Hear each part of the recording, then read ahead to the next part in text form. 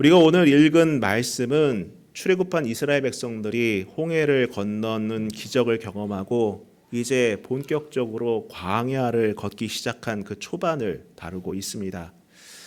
오늘 우리가 읽은 내용은 짧고 간결하지만 오늘 믿음의 길을 걷는 우리에게 상당히 도전적으로 다가오는 이야기라고 할 수 있겠습니다. 간혹 나름 신앙이 있다고 생각하는 사람에게 이러한 생각이 들 때가 있습니다. 어떤 해결하기 어려운 문제에 놓여 있을 때에 이런 마음을 갖죠.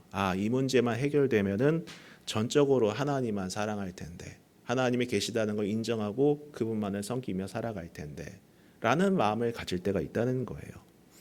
물론 당사자에게는 상당히 힘들고 너무 감당하기 어려운 문제이기 때문에 그런 마음이 드는 것은 당연합니다. 누구나 그런 마음이 들 수가 있어요.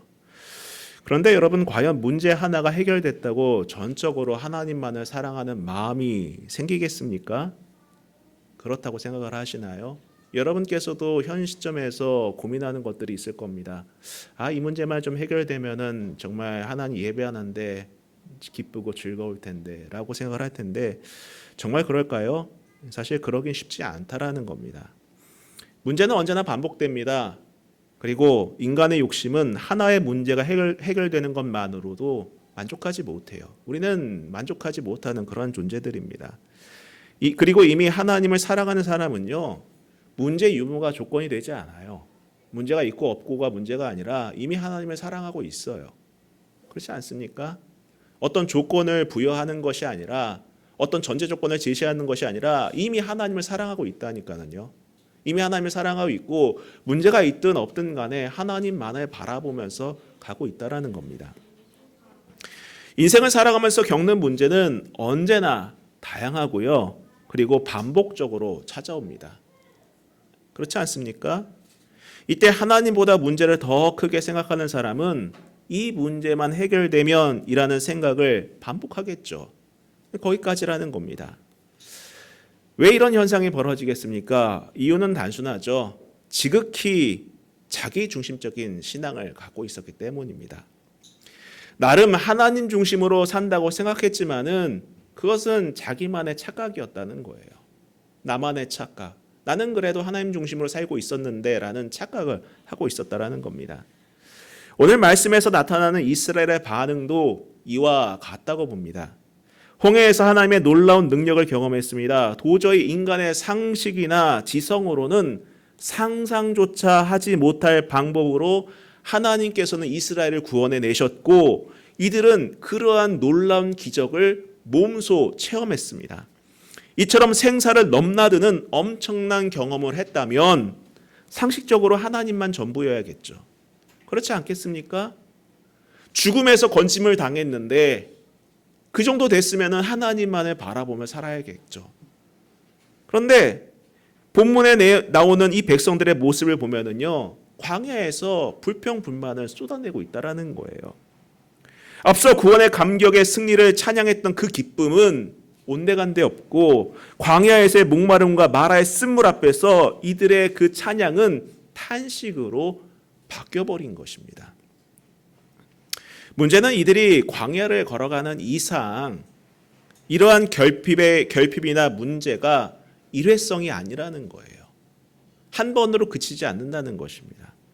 앞으로도 계속 나오겠지만은 이 광야 여정이 계속되는 한 이스라엘 자손은 물과 음식을 구하는데 어려움을 겪어요. 늘 그렇습니다. 광야라는 곳이 그런 곳이기 때문이라는 거예요. 그런데 놀라운 것은 여호와 하나님께서는 이런 일들과 새로운 믿음과 신뢰, 이런 일들을 통해서 새로운 믿음과 신뢰를 구축하는 기회로 삼으신다는 점이라는 겁니다. 이따가도 다룰 내용이지만은 25절을 보면은 하나님께서 그들을 시험하셨다라고 말씀하세요. 그들을 시험하실세. 여러분, 여기서 시험하다라는 이 말은 히브리 단어로 나사라는 말입니다. 이 나사라는 말은 너를 테스트하겠다라는 말이 아니에요. 너가 합격이냐 불합격이냐 이걸 테스트하겠다라는 것이 아닙니다. 여기서 말한 이 나사는 훈련시키다라는 의미예요. 훈련시키다, 증명해내다라는 의미를 갖고 있어요.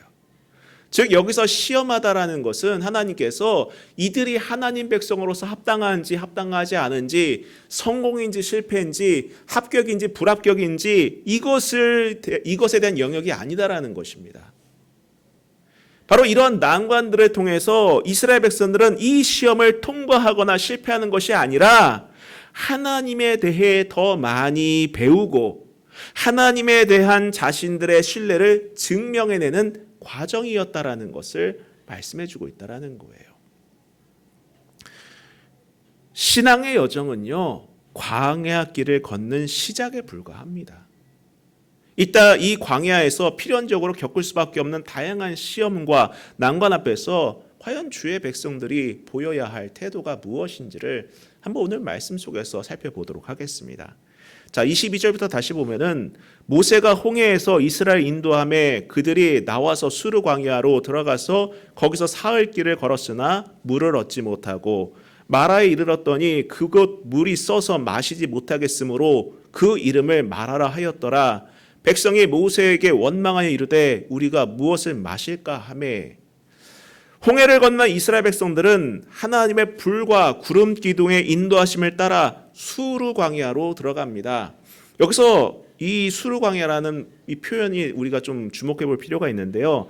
아무튼 이때 뜨거운 광야를 사흘길, 3일길을 말하는 거죠. 사흘길을 가는 동안 물을 구하지 못해 식순환을 겪자 어떻게 합니까? 이들은 불평불만을 터뜨렸다라는 거예요. 사실 이것은 출애굽 최초로 모세를 향한 불평이 아닐까 해요. 물론 표면상으로는 모세에게 항의한다 하지만은 실제적으로는 누구에게 항의하는 것입니까? 하나님께 항의하는 거죠.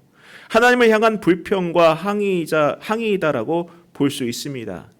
그런데 여러분, 여기서 기억해야 될 것은 이 불평하는 시점이 출애굽과 더불어 바다의 노래가 울려 퍼진 찬양의 축제가 끝난 직후라는 점이에요. 우리가 지난 시간에 찬양에 대한 말씀을 묵상하지 않았습니까? 바로 15장 1절부터 21절까지의 이 찬양을 보았다라는 것입니다. 근데 이 찬양 축제가 끝난 그 직후에 지금 원망과 불평이 터져나고 있다라는 거예요. 이 이야기가 우리에게 시사하는 바가 참 큽니다. 하나씩 살펴보면 사실 이들의 불만은 우리가 현실에서 겪는 불만과 또 그러한 어려움과 크게 다르지 않다는 것을 봅니다. 단순히 이들이 불만을 가졌다고 해서 비난할 권리는 적어도 우리에겐 없어 보여요. 아니 그것도 못해? 왜 그런 불만을 하는 거야? 이렇게 손가락질할 명분은 우리에겐 없습니다. 왜 그럴까요? 참고로 제가 이제 수르 광야라는 이 명칭에 대해서 집중해 보시라고 했죠. 이 수르라는 이 말은요, 벽이란 뜻을 가진 단어예요. 벽이란 뜻을 가진 단어입니다. 그래서 성경학자들은 아마 그쪽 지역에 대대적으로 어떤 국경선과 같이 일종의 벽이 있었던 그러한 광야가 아니었었던가라는 추측을 합니다. 그만큼 여러분, 인적은커녕 어떤 생명체도 찾아보기 힘든 그런 광야였다라는 거예요.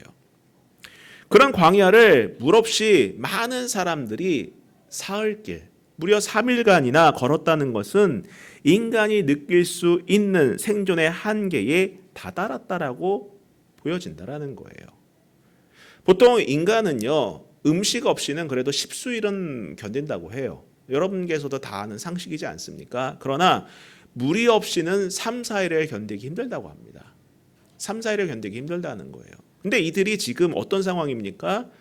무려 3일간 광야를 걷고 있는데 물을 얻지 못하고 있었다라는 거예요. 여러분, 광야를 걸을 때는요, 우리가 그냥 집 안에서 어떤 건물 안에서 가만히 앉아서 물을 마시지 않고 있는 상황이 아니라 끊임없이 내 수분이 몸에서 증발되고 있는 상황이에요. 계속해서 증발되고 있는 상황입니다. 저는 광야를 걸어봤는데 단 30분도 물 없이는 못 걷겠더라고요. 그냥 숨을 쉴 때마다 목이 말라가는 느낌이 들어요. 끊임없이 수분을 빼앗아가는 그러한 공간이 광야입니다. 근데 그런 광야를 3일길, 인간의 그 한계를 한계에 다다를 수 있는 그 3일길을 걸었다는 것은 여러분 사실상 죽고 사는 문제였다라는 거예요. 그냥 단순하게 불평하잖아, 참 못났네 라고 폄하할 것이 아니라 정말 죽고 사는 문제였다라는 거죠. 정말 죽기 일보 직전이었다라는 것. 자신도 목마르고 내 처자식도 목마른 그런 정말 죽고 사는 문제. 그것을 마주한 상태라고 우리가 보면 되는 거예요. 고작 목말라서 원망했던 거냐? 아니라는 거예요. 만약 우리에게도 같은 일이 벌어진다면 가령 여러분 죽고 사는 문제에 내가 놓여 있거나 내 가족이 먹고 사는 문제에 놓여 있다면은 그래도 여전히 여러분께서는 신앙을 붙들 수 있습니까? 신앙을 붙들 수 있냐고요. 내가 사는 문제, 내 가족이 살아내는 문제에 부딪히게 됐을 때에 그럼에도 불구하고 여러분께서는 여전히 신앙을 붙들고 기도하며 믿음으로 나아갈 수 있겠습니까? 어려운 문제라는 거예요. 단 몇 줄이지만 우리는 이들의 모습을 폄훼해서는 안 돼요. 아, 그것밖에 안 돼? 아이, 못났네. 난 안 그럴 건데. 아니에요. 나도 그럴 수 있다라는 겁니다. 3일 동안 물을 못 마시고 광야를 걷고 있었다니까요. 결코 가볍게 볼 수 없는 크고 무거운 현실에 이들이 놓여 있었다라는 점을 우리는 꼭 명심해야 됩니다. 정말 무거운 문제에 놓여 있었던 거예요. 내가 힘든 것으로 그치는 것이 아니라 내 아내가, 내 부모가, 내 아이가 목말라 죽어가는 그런 환경에 이들은 놓여 있었던 것입니다. 그래요. 처음에는 열 재앙으로 애굽의 신들을 심판하신 하나님의 권능이면은 가나안까지 정말 아무 문제 없이 순탄하게 갈 줄 알았겠죠. 출애굽만 하면 모든 것이 끝날 줄 알았지만은 이들 앞에는 자신들의 밑바닥을 다 드러내게 만드는 광야가 기다리고 있었다라는 거예요. 우리 신앙의 여정도 마찬가지 아니겠습니까? 예수 믿으면 형통하고 예수 믿으면 다 잘 되고 예수 믿으면 아무 걱정 없이 살아갈 것 같지만은 우리의 신앙생활하는 동안에 끊임없이 내 밑바닥을 마주하잖아요. 내 본연의 모습이 어떤 모습이었는지를 늘 마주하지 않습니까, 여러분? 여러분, 우리는 저마다 광야를 걸어가고 있는 그러한 존재들입니다. 우리는 그 광야에서 매일 수도 없이 이 벽을 마주한다라는 거예요. 벽을 마주하게 되고 죽고 사는 일이 걸려 있는 것과 같은 그 문제를 마주하게 됩니다. 그럴 때마다 우리는 어떻게 반응해야 되겠습니까? 인생의 벽을 느낄 때마다 정말 죽을 것 같은 고민과 고통이 몰려올 때마다 그때마다 여러분 원망하시겠습니까? 불평하시겠나요? 하나님 원망하면서 내 살 길 찾아가려고 되돌아가시겠습니까? 여러분, 신자의 삶은요, 꽃길을 걷는 삶이 아니에요. 그걸 꼭 기억하셔야 돼요. 신자의 삶은 꽃길을 걷는 삶이 아닙니다. 한 주간 내내 강조한 내용이지만은 여러분, 시편 23편을 기억하세요. 내가 사망의 음침한 골짜기를 다닐지라도 해를 두려워하지 않을 것은 주께서 나와 함께 하심이라. 신자의 삶은요, 다른 관점을 보유한 삶이에요. 다른 관점을 보유한 삶입니다. 그래요. 신자의 삶에도 성도의 삶에도 사망의 음침한 골짜기를 다닐 때가 있어요. 세상 사람들하고 똑같이 그런 길을 걸어갈 때가 있습니다. 물이 없는 광야를 걸어야만 할 때가 있어요. 그러나 그러는 상황에서도 다른 인식, 다른 관점을 갖고 그 길을 걷는 사람이 바로 신자의 삶이고 신자의 관점이라는 것이에요. 주께서 나와 함께 하심이라. 주께서 나와 함께 하심이라. 광야를 걸어가도 사망의 음침한 길을 걸어가더라도 다른 사람은 다 낙심하고 다 절망하고 다 두려워하지만은 믿음의 사람은 주께서 나와 함께 하심이라. 그러한 믿음과 그러한 시각을 갖고 걸어가는 사람들이라는 겁니다. 여러분, 늘 말하는 부분이지만 하나님이 내 삶에 실제하신다는 것은 단순히 내 니즈, 내 필요가 때마다 채워진다는 것이 아니에요. 그것이 하나님이 실제하는 삶이 아닙니다. 내가 싫어하는 사람이 멀리 날아가고 내가 원하는 사람이 나를 가까이 하고 내가 원하는 것을 다 이루고 내가 기대하는 대로 내가 계획하는 대로 다 인생이 사라지고 이게 여러분 이게 하나님이 실제하는 삶이 아니라는 거예요. 우리가 세상을 보더라도 결핍 없이 풍요롭게 사는 사람들의 말로가 어떻습니까? 망가져요, 망가져. 망가진다라는 것입니다. 잠이 못 자서 마약에 의존하고 없는 사람이 그렇게 삽니까? 아니에요. 있는 사람들이 그렇게 살아가고 있어요. 강남에서 뭐 어떤 정형외과 의사한테 돈을 주고 마약을 맞는 그러한 세태들. 돈 없는 사람이 그러고 있습니까? 아니에요. 연예인들, 유명한 사람들, 돈 많은 부자들, 건물주들 이런 사람들이 그러고 있는 건 아니겠습니까? 왜 그런 현상이 벌어지는 거예요? 잘못됐기 때문이라는 겁니다. 내 필요가 채워지는 것이 인생의 목적이 아닙니다, 여러분. 내가 바라는 대로 인생이 사라지는 것이 내 인생의 궁극적인 행복이자 성공이 아니라는 거예요. 내 신앙의 목적도 내 바람만 충족시키는 데 있는 것이 아니에요, 여러분. 내가 기도하는 대로 내가 원하는 때 응답받고 이게 아니라는 것입니다. 그저 내 필요나 내 생각, 욕심만을 관철시키려는 그러한 신앙은 결코 하나님 중심적인 신앙이라고 할 수 없습니다. 아니, 신앙이 아니죠, 아예. 신앙이라고 스스로 속이면서 나라는 우상을 섬기는 우상 숭배인 것 아니겠습니까? 결국에는요.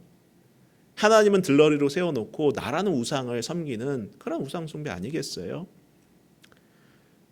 제가 여러 책 가운데에 참 감명 깊게 읽었던 책 중에 하나가 그 빅터 프랭클의 죽음의 수용소에서라는 책이에요. 저는 그 책이 참 저 힘들 때에 크게 와닿았던 책입니다. 한번 여러분께서 기회 되시면 한번 읽어보세요. 빅터 프랭클이라는 이제 의사가 유대인인데 2차 세계대전 당시에 이제 유대인 수용소에 끌려가서 겪는 일들을 이제 글로 써낸 것입니다. 멘탈 관리에 참 좋은 책인 것 같아요. 근데 거기에 보면 이런 얘기가 있습니다. 고통은 그 자체로 불가피한 것이지만은 그것을 어떻게 받아들이고 그 안에서 어떤 의미를 찾느냐에 따라 삶의 방식이 달라진다라는 말을 남겼어요. 참 울림 있는 이야기 아닙니까? 고통은 그 자체가 불가피하다. 피할 수 없는 문제라는 거예요. 우리가 인생을 살아내면서 고통을 피할 수 있습니까? 고통 없는 삶이 존재한가요? 아니에요. 존재하지 않아요. 고통은 피할 수가 없어요. 우리가 살아가면서 겪는 여러 가지 어려움들은요, 피할 수 없어요. 내가 의지적으로 피할 수가 없어요, 여러분. 나라가 혼란스럽습니다. 이거 내가 어떻게 할 수 있습니까? 나가서 뭐 촛불 든다고 해서 이 문제가 해결되나요? 아니에요. 아니라는 거예요. 피할 수 없습니다. 그러나 그것을 내가 어떻게 받아들이고 그 안에서 어떤 의미를 찾느냐에 따라서 내 삶의 방식이 달라진다. 여러분, 광야라는 것은요, 나에게 집중하는 곳이 아니에요. 내가 지금 목이 마른가? 내가 지금 어떤 상황을 걸어가고 있는가? 내게 집중하는 곳이 아닙니다. 바로 하나님께 집중하는 곳이에요. 하나님께 집중하는 곳입니다. 내가 처한 환경이 벽처럼 느껴지고 더 이상 희망이라고는 보이지 않는 그때에 우리가 집중해야 될 대상은 내가 아니라 하나님이에요. 그때 하나님을 바라보세요. 그 안에 답이 있다라는 것입니다. 기도하면서 여러분 그 하나님 안에서 답을 찾아내 가시기를 간절히 부탁드립니다. 계속해서 23절을 보시면은 마라에 이르렀더니 그곳 물이 써서 마시지 못하겠으므로 그 이름을 마라라 하였더라. 백성이 모세에게 원망하여 이르되 우리가 무엇을 마실까 하매. 자, 이들이 목이 말라 헤매던 중에 간신히 오아시스를 만납니다. 그런데 그곳에서 만난 물은 얼핏 보면은 당장 필요한 물처럼 보였지만은 마셔보니 쓴 물이었다라는 거예요. 마시지 못할 물이었다라는 것입니다. 오죽하면 그 이름을 마라, 쓰다라는 표현이거든. 쓴맛이 나다라는 거예요. 엄청나게 쓴 맛을 마라라고 이야기를 합니다. 여러분, 이것이 인생 아니겠습니까? 살만해 보였는데, 괜찮아 보였는데 알고 보니 쓴 물과 같은 게 우리의 삶에 얼마나 많이 있습니까? 우리가 많은 만남 속에서도 그렇지 않습니까? 이 사람과 같이 하면은 괜찮아 보였는데 그 사람 때문에 데이는 경우도 있어요. 그렇죠? 그리고 내가 원하는 이곳에 들어가면 괜찮아 보였는데 실제적으로는 그렇지 않은 경우도 있습니다. 내가 원하는 곳에서 일을 하게 되면은 정말 괜찮아 보였는데 그렇지 않다라는 거예요. 내가 원하는 것을 이루면 등등의 것들을 다 이야기해 봤지만은 결국에는 뭐예요? 돌아오는 것은 이게 쓴물이었구나 라는 것들이 우리의 삶에는 정말 많이 있다라는 겁니다. 이런 상황이다 보니 백성들에게 찬양은 사라지고 모세를 원망하기 시작하죠. 아니, 모세가 쓴물을 준비한 건 아니잖아요. 그렇죠? 모세가 거기다가 땅을 파가지고 쓴물을 만들어 놓은 건 아닌데 이 모세를 원망한다라는 거예요. 이처럼 사람들은 자기에게 문제가 생기면은 자기 자신에게서 그 문제를 찾으려 하기보다는 남에게 문제를 떠넘기면서 남 탓을 하려는 경향이 있어요. 늘 있습니다. 내가 힘들면은 남 탓해요. 내가 어려우면 남 탓합니다. 내가 어렵고 잘 안 풀리면은 남 탓하고 하나님 탓해요. 그렇지 않습니까? 아니, 내가 왜 원하는 대로 안 되는데? 내가 바라는 대로 왜 안 되는데? 라고 하면서 다른 사람 탓한다라는 거예요. 하나님 탓한다라는 것입니다. 그런 우리의 민낯을 이스라엘 백성들이 고스란히 보여주고 있는 것이죠. 그리고 모세를 원망하는 것은 곧 하나님을 원망하는 것과 같은 맥락이라는 거예요. 하나님에게 실망했다라는 것입니다. 아니, 하나님 따라왔는데 이게 뭡니까? 아니, 예배하려고 하는데 이게 뭡니까? 아니, 하나님 기뻐하려고 하는데 왜 이게 뭡니까? 라고 반응한다라는 거예요. 이들은 여전히 하나님의 사랑과 능력을 충분히 알지 못하고 믿지 못했다라는 것이죠. 힘들 때 부르짖을 수는 있지만 그것이 간구가 아니라 원망일 때에 불신앙이 되는 거예요. 그런데 이 내용을 보면서 이런 의문이 듭니다. 왜 능력의 하나님이 이런 여정을 허락하셨을까? 이런 여정을 왜 준비하셨을까? 여러분, 우리가 잊지 말아야 할 점은 이스라엘이 온전하거나 선해서 그들이 구원의 은혜를 경험한 것이 아니다라는 거예요. 그들이 뭔가 있어서 아니에요. 그렇지 않습니다. 그저 애굽이 심판을 받은 것일 뿐 이스라엘이 하나님 백성다워진 것은 전혀 아니었어요. 전혀 아니었습니다. 몸은 빠져나왔지만, 몸은 애굽에서 빠져나왔지만은 그들 마음속 깊이, 몸속 깊이 새겨진 애굽의 문화는, 우상 숭배하는 문화는, 지극히 이기적인 문화는, 지극히 자기중심적인 문화는 여전히 존재하고 있었다라는 거예요. 이들의 불평분만이 그 증거 아니겠습니까? 이들은 더 자신을 알아야 했고 하나님을 알아야 했습니다. 자신들이 광야이고 쓴물이었다라는 것을 깨달아야 했다라는 거예요. 다른 사람의 문제가 아니라 자신들이 문제다라는 것을 알아야 했다라는 겁니다.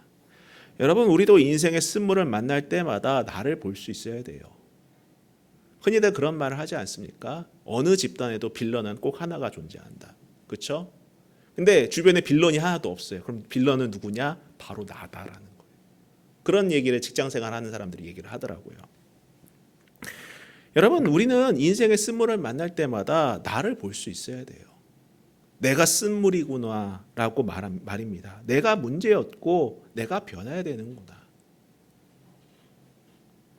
여러분, 우리는 홍해 앞에서만이 아니라 평범한 일상에서도 믿음을 통해 하나님의 구원과 창조를 경험하도록 부름받은 사람들이에요. 그분의 개입과 은혜 없이 지나갈 수 있는 날은 단 하루도 없습니다. 정말 하루하루가 하나님의 은혜 아니겠습니까? 신앙의 여정은 탄탄대로가 아니라 광야를 걷는 것처럼 다양한 고난의 현실을 통과해야만 하는 과정임을 아시길 바랍니다. 하나님은 광야와 쓴물을 통해 우리의 마음을 보고 계세요. 과연 내 마음의 무게가 어느 정도 되는지. 이스라엘이 넘어져 원망하고 불평했던 것은 베푸신 구원의 은혜를 망각하고 찬양을 멈췄기 때문이었습니다. 그 은혜에 대한 찬양을 멈췄기 때문이라는 거예요. 여러분, 우리는 이들과 다르게 늘 은혜를 기억하고 찬양과 감사를 우리의 입술 속에서 나올 수 있기를 주님의 이름으로 축원합니다. 매 순간 감사하시고 매 순간 찬양하세요. 그것이 우리가 살 길이에요. 자, 25절 읽어보겠습니다. 모세가 여호와께 부르짖더니 여호와께서 그에게 한 나무를 가리키시니 그가 물에 던지니 물이 달게 되었더라. 거기서 여호와께서 그들을 위하여 법도와 율례를 정하시고 그들을 시험하실세. 자, 절박한 상황에 놓일 때에 우리에게 필요한 것은 관점의 전환입니다. 백성들은 모세와 하나님을 원망했지만은 모세는 반박하지 않습니다. 아니, 우리 같으면 그럴 거 아니겠어요? 아니, 왜 날 원망하는데? 내가 준비했어? 내가 한 거 아니잖아 라고 말입니다. 근데 모세는 반박하지 않고 하나님을 향해 부르짖어요. 남 탓하고 환경 탓한다고 해서 상황이 나아지는 건 아닙니다, 여러분. 우리의 인생도 마찬가지예요. 어려움에 처했을 때 남 탓하지 마세요. 아무개 탓하지 마세요. 다른 사람 탓하지 마세요. 진짜 변해야 되는 것은 누굽니까? 바로 나 자신이에요. 바로 나 자신이 먼저 변해야 돼요. 바로 내 관점이 바뀌어야 하는 것입니다. 하나님은요, 원망하는 백성들의 소리에 반응한 것이 아니라 부르짖는 모세의 기도에 반응하셨다는 사실을 명심하시길 바랍니다. 여러분은 어떤 입장에 서 계신 분입니까? 백성들처럼 원망하는 입장이십니까? 아니면 하나님께 부르짖는 입장에 서 계신 분이십니까? 인생의 쓴물을 만날 때에는 인생을 탓하는 시기가 아닙니다. 환경 탓하는 시기가 아니에요. 상황 탓하는 시기가 아닙니다. 원망의 대상을 물색하고 원망 불평을 쏟아내는 시기가 아니다라는 거예요. 그때야말로 위로부터 오는 도움을 구해야 하는 시기임을 여러분 믿으시기를 바랍니다. 하나님을 바라볼 때라는 거예요. 그분을 바라보면서 위를 향해서 도움을 구해야 하는 바로 그때라는 사실을 명심하시기를 부탁드립니다. 하나님은 모세의 부르짖음에 응답하셨고 물과 상관없어 보이는 한 나무를 물에 던지라고 명령하십니다. 즉 기도하는 중에 눈을 열어 보게 하셨다라는 거예요. 기도는 이러한 능력이 있습니다, 여러분. 우리의 기도 생활 가운데서도 이러한 일이 벌어질 줄로 여러분 믿으시길 바랍니다. 기도하는 중에 떠오르게 하시고 생각나게 하시며 누군가를 만나게 하신다라는 거예요. 저는 이 일의 증인이에요. 제가 늘 간증하지 않습니까? 여러 번 말씀드리지 않았나요? 제가 정말 힘든 상황 속에서 기도하는 중에 떠오르게 하시고 만나게 하시고 치료하게 하시고 이런 과정을 제가 이미 예전부터 늘 간증하지 않습니까, 여러분? 하나님은 기도하는 사람에게 이러한 길을 열어주시는 분이세요. 눈을 열어보게 하시는 분이시다라는 것입니다. 위로부터 오는 도움을 구하세요. 거기에 길이 있는 것입니다. 거기에 은혜가 있는 것이며 거기에 돌파구가 있다는 사실을 믿으시길 바라요. 이제 모세는 순종하면서 그 말씀하신 나무를 물에 던집니다. 그러자 쓴 물이 단물로 변하여 사람들이 마실 수 있게 변합니다. 그 순종을 통해 쓴 물을 단물로 치료하듯이 앞으로 하나님 백성 이스라엘이 광야에서 혹은 가나안 땅에서 단물을 마실 수 있는 길은 유일하게 하나님의 말씀과 법도에 순종하고 따르는 것뿐이었다라는 것을 가르쳐주고 계시다라는 거예요. 무에서 유를 창조하신 하나님, 혼돈에서 질서를 만드신 그 하나님, 쓴 물을 단물로 바꾸신 그 하나님을 의지하는 것입니다. 성도 여러분, 그 하나님을 의지하시기를 바랍니다. 순종이 치료와 회복을 가져오는 것임을 여러분 믿으시기를 바라요. 어려운 순간에, 힘든 순간이 왜 없겠습니까? 정말 괜찮겠다 싶었는데 가보니까 쓴물이었던 것이 왜 없었겠습니까? 그러나 그러한 모든 상황을 선하게 바꾸시고 인도하시는 분은 하나님이시고 우리는 그때가 하나님께 구하고 하나님을 만나는 시간임을 여러분 꼭 기억하시기를 부탁드립니다. 그리고 25절 끝부분에 앞서 말씀드렸다시피 하나님이 그들을 시험하셨다라고 말씀하시지 않습니까? 다시 말씀드리지만 여기서 사용된 말은 나사였어요. 나사. 히브리 말로 나사, 훈련시키다, 증명하다 이러한 의미를 갖고 있는 나사였다라는 것입니다. 합격이냐 불합격이냐 이게 아니라는 거예요. 하나님 우리를 합격시키거나 불합격시켜서 이 사람이 정말 괜찮은 사람인지 아닌지 이거를 가늠하는 분이 아니다라는 것입니다. 이런 난관들을 통해서 이스라엘 백성들은 이 시험을 통과하거나 실패하는 것이 아니라 하나님에 대해서 배우고 하나님에 대한 자신들의 신뢰를 증명해내며 성장하는 과정이었다라는 거예요. 여러분, 우리는 늘 쓴물을 통해서 성장해 나가는 사람들이에요. 우리의 지난 삶의 여정을 한번 돌아보세요. 우리를 자라게 했던 그러한 순간들은 언제였습니까? 쓴물을 만났을 때였다라는 거예요. 광야에서 사흘길 동안 물을 얻지 못한 그 순간들이었다라는 것을 우리는 고백할 수 있지 않습니까? 여러분, 홍해를 건넜다고 구원이 완성되는 것이 아니에요. 구원의 여정에 그저 첫 발을 뗀 것일 뿐입니다. 마라와 같은 쓴물을 만나는 상황은 광야와 같은 길 위에 선 성도의 삶과 같습니다. 실제라는 거죠. 성도의 복된 걸음에도 여러분 분명 고난은 있습니다. 사망의 음침한 골짜기가 있고 물 없이 3일 길을 걸어가야 하는 광야가 있습니다. 그것은 우리가 죄로 물든 세상을 살아가고 있기 때문에 어쩔 수 없이 만날 수밖에 없는 환경들이에요. 그런데 여러분, 이러한 광야를 걷고 있음을 잊지 말고 시험을 내 성장의 과정으로 받아들일 수 있기를 부탁드립니다.